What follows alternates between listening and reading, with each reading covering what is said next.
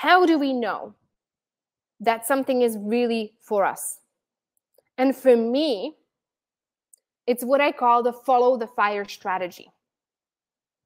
And this is a conversation that I want to have with you guys. When you look up your human design profile, there's going to be 2 numbers in there that you're going to be given. And a lot of people that I'm surrounded by have a 3 line, either the first or the second number is a 3 line. And I see this with like almost all of my clients have a 3 line. A lot of people I attract have a 3 line. And the 3 line has a lot of adventure and it has a lot of fire. And we have to follow our inner fire. Sometimes the fire is really big. For example, in 2014, I got really into Whole30, following Whole30. I don't know if you guys know what that is, but it's a very clean eating and diet, and it was paleo-ish. And I had this like thing. It's like, how come there are no restaurants that support that? I was in Colorado at the time, and there were some gluten-free places, but there was not really a full sit-down paleo restaurant, let alone a restaurant that had a menu that supported people who have autoimmune disease, which a lot of them are on AIP paleo or we're on AIP paleo kind of thing.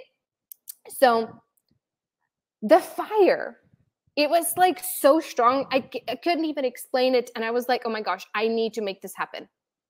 Within 6 months of this being lit, the restaurant was open. Now, the circumstances were not something that I didn't have the money for it. I didn't have the experience. I didn't know how to cook, let alone manage a restaurant, let alone know anything about how commercial kitchen works, nothing about the codes, nothing about team management. Like I didn't know any of these things. I had no idea how to even put together a menu. I was like, oh, am I going to find the chefs? Like, who's going to, I don't even have the restaurant. Like, who's going to, like, which world-class chef is going to go like, oh, sure, I'll set up a restaurant with you, or I will help you set up this restaurant. Like, knowing, I know you have no idea what you're doing and you didn't even have the money for it. So, but here's the thing. When the fire is there, when you're like this clear, when you're like, this has to happen, it just somehow, miraculously, things come together. So here's what happened. I didn't have the money. I was like, I don't know how I'm going to do this. There is literally days after I made this decision, I still had my corporate job. I was working for Dell, okay? I was doing corporate marketing and things like that. There was an email that went out, like literally days after this decision, and the email subject line was VSP, Voluntary Separation Package, open now. I opened the email, and it says, we need to let some people go. If you would like to be let go, we will pay you 4 months of pay to leave. It's like, okay, I'm in. Thank you. I'll take the 4 months. I'm going to go and open my restaurant. And then there were all these other things that started lining up.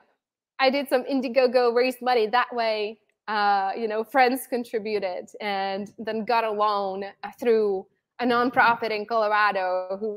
It was just crazy how that came together. And the thing is, like, with this fire, when it comes, for us who have this 3 line, this adventurous 3 line, the biggest mistake that we can do is lock ourselves into it. Okay? Because we're here to experience different things. We're here to learn. We're here to integrate everything that we have done.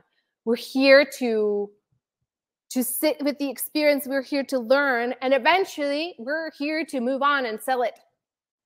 what we need to understand about ourselves, that for some of us, we're not here to commit to one thing for our whole life.